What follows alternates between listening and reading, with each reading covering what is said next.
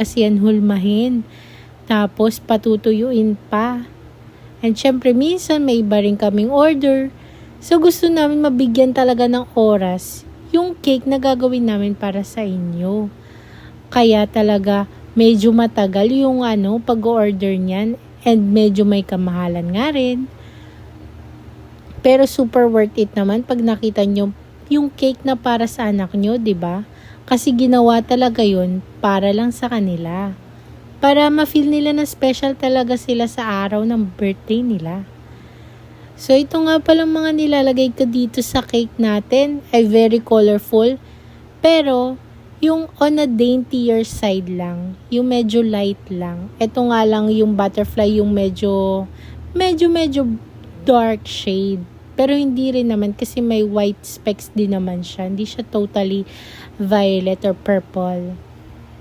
So para magmukha nga itong baptismal cake, naglagay tayo ng gold topper na cross with dove. Para alam talaga na pang baptismal to.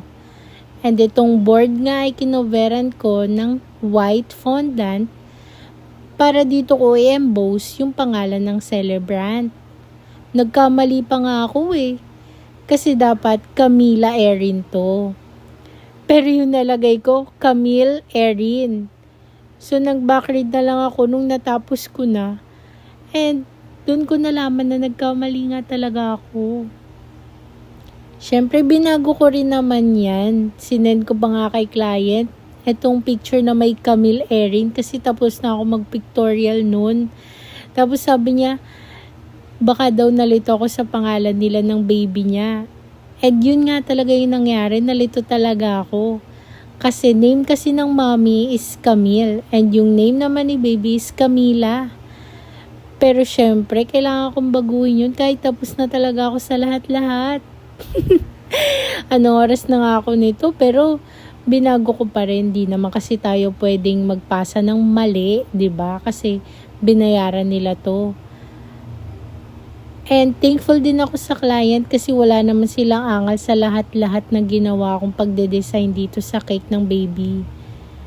So, ayun lang guys. Ano sa palagay nyo? Kung kayo ba, okay ba yung ganitong design? Naglagay pa nga ako dito ng mga gold draggies kasi ayoko nga maging boring talaga yung cake. Gusto ko parang maiba naman may mga accent yung baptismal cake. And here's our finished product. Ano sa palagay nyo? Okay ba?